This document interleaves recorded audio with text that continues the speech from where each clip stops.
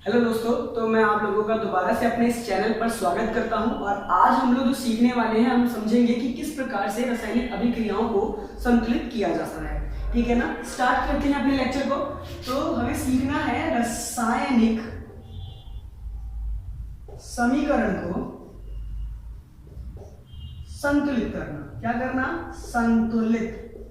संतुलित का मतलब है बैलेंस करना, यानी बराबर।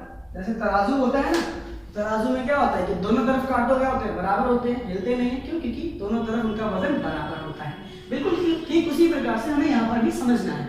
तो सबसे पहला प्रश्न आप लोगों से ये कि हम क्यों करते हैं, तो इसका कारण यही है क्योंकि हमने कक्षा 9वीं में पढ़ा है द्रव्यमान का संरक्षण नियम, जो कि ये कहता है कि द्रव्यमान को ना हम बना सकते हैं ना ही हम विनाश करते हैं। इसका तात्पर्य ये हुआ कि हम जब रासायनिक अभिक्रिया जब तत्वों की कराएंगे, यानी कि अभिकारक की, तो उनमें कुछ ना कुछ तो बनेगा, और जो बनेगा उसे बोलेंगे उत्पाद। क्या बोलेंगे उसको? हम लोग उत्पाद बोलेंगे। यानी कि जिन तत्वों के बीच में अभिक्रिया हुई उन्हें अभिकारक, और जो बनके तैयार हुआ उसे क्या कहेंगे? उत्पाद। यानी कि जिस प्रकार एक आटा से रोटी, तो आटा क्या हुआ? अभिकारक हुआ, और रोटी क्या हुई? हमारा उत्पाद हुआ। परंतु उन दोनों का जो द्रव्यमान है वो हमें क्या करना है? वो हमें बराबर रखना है। यानी कि जैसे तराजू का कांटा होता है ना बराबर, बिल्कुल वैसे ही हमें ये करना है। तो ये तो बात हो गई कि संतुलित क्यों करते हैं। अब प्रश्न आता है कि कैसे करते हैं। तो हम उसको सबसे पहले तो जिनके बीच में तत्वों के बीच में अभिक्रिया हो रही है, पहले तो उसको समीकरण के रूप में लिखेंगे, यानी कि उनके प्रतीकों, चिन्हों या सूत्रों के रूप में उसे लिखा जाएगा। जैसे एग्जाम्पल समझते हैं कि मान लेते हैं, हमने पीछे देखा था कि जब मैग्नीशियम रिबन को ऑक्सीजन मैग्नीशियम धातु, तो धातु को मैंने अभी जब कक्षा 9वीं की बात हुई थी तो वहां पर बताया था कि किस प्रकार से ये चीजें की जा सकती है, किस प्रकार से चीजों को प्रतीकों या उनके सूत्रों या उनके चिन्हों के रूप में दर्शाया जाता है। तो Mg मैग्नीशियम क्या है? धातु, और धातु को केवल उसके प्रतीक से दर्शाते हैं। ऑक्सीजन क्या है? अधातु को कैसे दिखाते हैं? अणु से। और क्या बनता है? Magnesium oxide. तो वो क्या हुआ? ये तो यौगिक का अणु हो गया, यानी उसका सूत्र होगा, और उसका सूत्र क्या होता है? MgO। और यही क्यों होता है, तो ये भी हमने आपको कक्षा 9वीं की महत्वपूर्ण क्लास में आपको समझाया था। ठीक है ना, अगर आपने नहीं देखा तो आप देख सकते हैं मेरे इस चैनल पे। चलिए इसको समझते हैं। तो आप इसको देखेंगे, हमने ये तो समझ लिया कि संतुलित करना है, तो कैसे। तो ये एक बात याद रखिए, संतुलित करेंगे हम लोग जब भी, तो हमें क्या करना है? अभिकारक और उत्पाद के द्रव्यमान को बराबर करना है। अब यहाँ पर हमें द्रव्यमान तो दिया नहीं है, तो हम क्या करेंगे? इन दोनों से करेंगे, क्योंकि हमें द्रव्यमान तो दिया नहीं है, तो हम क्या करेंगे? दोनों तरफों के परमाणुओं को बराबर करेंगे। यानी कि इस तरफ भी जितने भी तत्व हैं उनके परमाणुओं की संख्या को, इस जो उत्पाद बन के आया है उसके परमाणुओं की संख्या को क्या करेंगे? बराबर करेंगे। एक एग्जाम्पल लेते हैं। सबसे पहला तरीका, सबसे पहले तो हमें इसको ऐसे बॉक्स में क्या करना होगा? बंद करना होगा। और बॉक्स में बंद करने का तात्पर्य या कारण सिर्फ इतना है क्योंकि हम इस बॉक्स के अंदर, यानी कि जो भी संख्या जब हम लिखेंगे तो हम यहां नहीं लिख सकते हैं। क्यों नहीं लिख सकते? क्योंकि अगर इसके अंदर मान लीजिए मैंने यहाँ पर 2 लिख दिया, तो ये कुछ और बन जाएगा, ये मैग्नीशियम ऑक्साइड नहीं रहेगा। या मैंने यहाँ पर कहीं Mg के आगे इसके अंदर 2 लिख दिया या कुछ भी लिख दिया, तो हम उसको क्या संतुलित नहीं कर सकते इस प्रकार, क्योंकि तत्व का या उत्पाद का रूप जो है बदल जाता है, इसलिए नहीं कर सकते। केवल हमारे पास क्या करने का अधिकार है? हम केवल इनमें गुणा कर सकते हैं, यानी इस डब्बों के आगे लिख सकते हैं, इस डब्बे के अंदर नहीं लिख सकते हैं, क्योंकि ये जो लिखे हुए हैं ये इनके सूत्रों के रूप में, इनके प्रतीकों के रूप में, यानी जिस प्रकार ये अस्तित्व में है, उनके जो भी उनका फॉर्मूला है यानी सूत्र है उसी रूप में लिखा गया है, इसलिए नहीं कर सकते हैं। तो चलिए संतुलित कैसे करेंगे। सबसे पहले आप यहाँ पर लिख देंगे लेफ्ट हैंड साइड, और यहाँ लिख देंगे right hand side. Right hand side में हमारा उत्पाद है, याद रखिएगा यहाँ पर क्या है? हमारा उत्पाद, और ये क्या है? अभिकारक। और इस तरफ हम यहाँ पर लिखेंगे जितने भी क्या है, जो यहाँ पर जो तत्वों के यहाँ पर क्या है? परमाणु यहाँ पर उपस्थित है। जैसे कि यहाँ पर लिखा हमने मैग्नीशियम, और यहाँ लिखा ऑक्सीजन। हमने देखा इधर क्या है? संख्या 1, ना इसके अंदर कुछ लिखा ना बाहर कुछ लिखा, इसका मतलब संख्या कितनी है? 1। यहाँ पर कितने हैं? यहाँ पर 2 लिखा, इसका मतलब कितने हो गए? 2। इसी प्रकार यहाँ पर भी 1 है, ऑक्सीजन भी और मैग्नीशियम भी। अब आप देख सकते हैं कि ये संतुलित है, परंतु ऑक्सीजन असंतुलित है। तो हमने क्या कहा आपको? केवल हम गुणा कर सकते हैं और कुछ भी यहाँ पर नहीं कर सकते हैं। तो गुणा करने के लिए हम अब 2 को 1 नहीं बना सकते किसी भी प्रकार से गुणा करने से, हम केवल इसको 2 से गुणा करने से 2 बना सकते हैं। अब जब हमने इसको 2 से गुणा किया तो हमने कहा डब्बे के आगे लिखना है, तो हम इसके आगे लिखेंगे। जब हम इसके आगे लिखते हैं तो हम क्या देखते हैं कि मैग्नीशियम ऑक्सीजन तो 2 हो गया, उसके साथ साथ कहीं ना कहीं मैग्नीशियम भी तो जुड़ा हुआ है, तो मैग्नीशियम भी कहीं ना कहीं क्या हो गया, इससे गुणा होकर 2 बन गया। तो अब कहीं ना कहीं ये संतुलित हो गया, परंतु अब ये असंतुलित हो गया। तो क्या करें, हम इसको छेड़ेंगे नहीं, जो असंतुलित है उसको संतुलित कर देंगे, यानी कि इस एक को भी हम 2 में बदल देंगे गुणा करके, और इसको गुणा किया, इसका मतलब डब्बे के आगे कहीं ना कहीं हमने लिख दिया।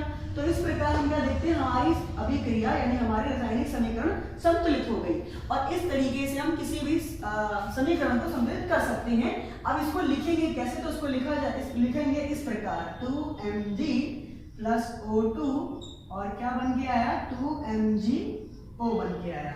इस तरीके से हम किसी भी समीकरण को संतुलित किया जा सकता है। और एक बहुत महत्वपूर्ण सूचना कि कभी कभार क्या होता है कि हम समीकरण के नीचे उनकी अवस्था भी लिखते हैं, यानी कि अगर किसी के नीचे S लिखा है तो वो ठोस दिखाता है, अगर उसके नीचे G लिखा है तो वो गैस बताता है, अगर किसी के नीचे L लिखा है तो यानी कि वो द्रव्य अवस्था हुई, और अगर किसी के नीचे AQ हुआ तो वो क्या हो गया, वो जलीय विलयन हुआ। क्या हुआ, जलीय विलयन। अब जलीय विलयन क्या होता है, तो कोई भी एक ऐसा रसायन जो जल में घुल सकता है तो वो जलीय विलयन का निर्माण करता है, यानी कि जल भी है और उसमें कोई ना कोई केमिकल यानी रसायन मिलाया हुआ है, ठीक है ना। तो ये था कुछ बातें किसके बारे में, रासायनिक समीकरण के बारे में। इसको हम मिटाते हैं और कुछ उदाहरण और लेंगे, सब कुछ समझेंगे हम लोग। हमने उदाहरण में लिया HNO3 जिसको हम नाइट्रिक अम्ल कहते हैं, ठीक है ना। उसके साथ हमने अभिक्रिया कराई कैल्शियम हाइड्रोक्साइड से, उसका सूत्र ये होता है और उसका सूत्र ये होता है। और ये कैसे बना, तो कक्षा 9वीं की महत्वपूर्ण बातों में हमने ये समझा है।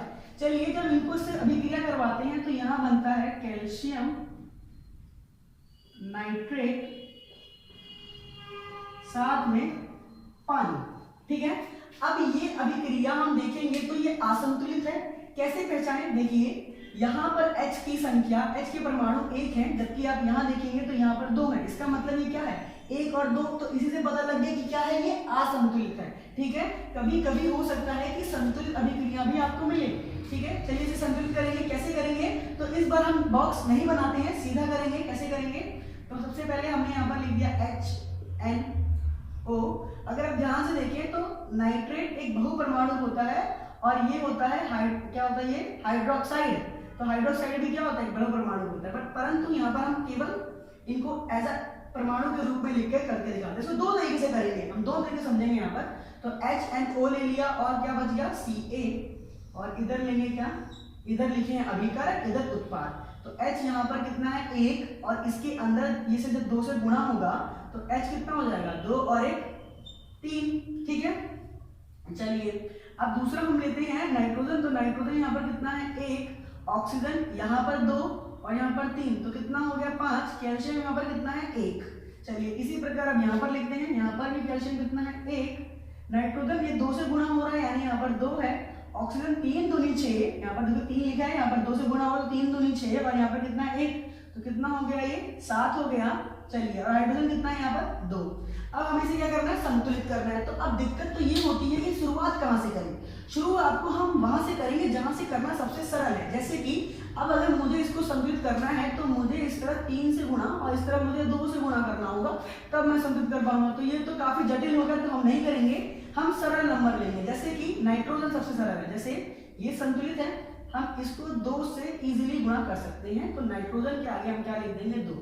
तो जब हम इसके आगे 2 लिखते हैं तो हम क्या देखते हैं कि क्या होगा कि सबकी संख्या बदल जाएगी। क्या होगी, संख्या बदलेगी। कैसे, हाइड्रोजन यहाँ पर 2 थे और यहाँ पर कितने 2, तो ये इसको हटाकर यहाँ पर 4 हो जाएगा।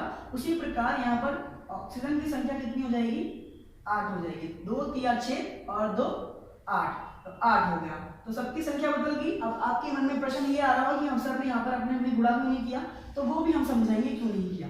चलिए ये आप संतुलित हो गया। अब हम क्या देख रहे हैं कि 2 चीजें अभी भी बाकी हैं, तो हम इसको करें या इसको करें। तो आप देख सकते हैं कि इसको करना जटिल है, हम इसको करेंगे तो हम 2 को 4 बना सकते हैं 2 से गुणा करके।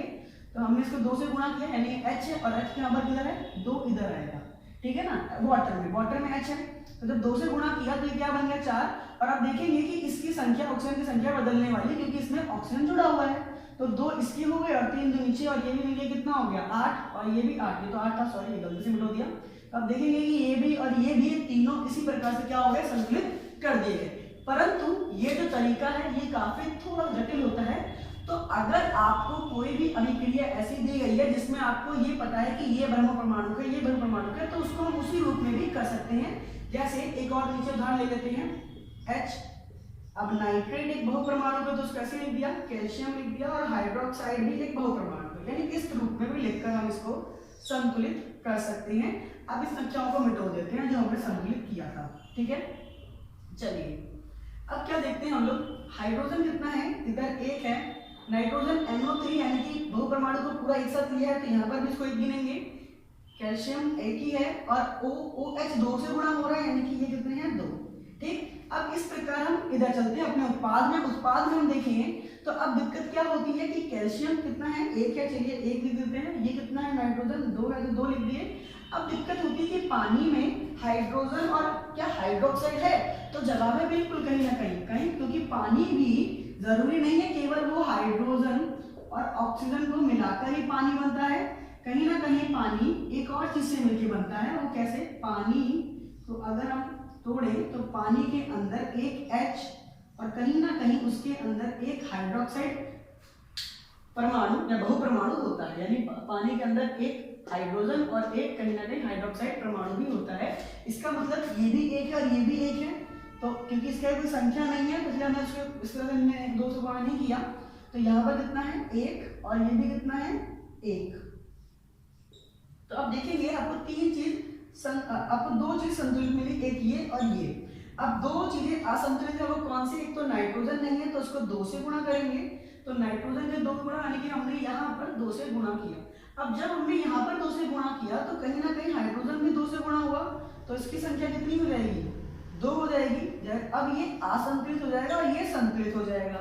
तो अब हम क्या करेंगे, अब हाइड्रोजन को ही हम क्या कर लेते हैं, संतुलित करते हैं। चलिए इसको हमने 2 से गुणा किया, ठीक है। अब देखेंगे कि इसके साथ ऑक्सीजन भी जुड़ा हुआ है, तो कहीं ना कहीं ये भी, यानी हाइड्रोजन के साथ कहीं ना कहीं हाइड्रोक्साइड भी बहुपरमाणु भी जुड़ा हुआ है, तो कहीं ना कहीं ये भी गुणा होगा 2 से, तो 2 हमने यहाँ लिख दिया और यहाँ पर 2 से गुणा कर दिया। तो आप देखेंगे इस प्रकार से ये क्या हो गया, संतुलित हो गया। और ये वाला तरीका सबसे सरल होता है, जरूरी नहीं है कि पेपर में आए तो आप इसको ऐसे करें। अगर आपको डायरेक्ट आता है तो आप डायरेक्ट भी कर सकते हैं, परंतु वो चीजें आपको कब आएंगी, जब आप प्रयास करेंगे। जितना आप इसमें प्रयास करेंगे उतनी जल्दी आप इसको सीख पाएंगे।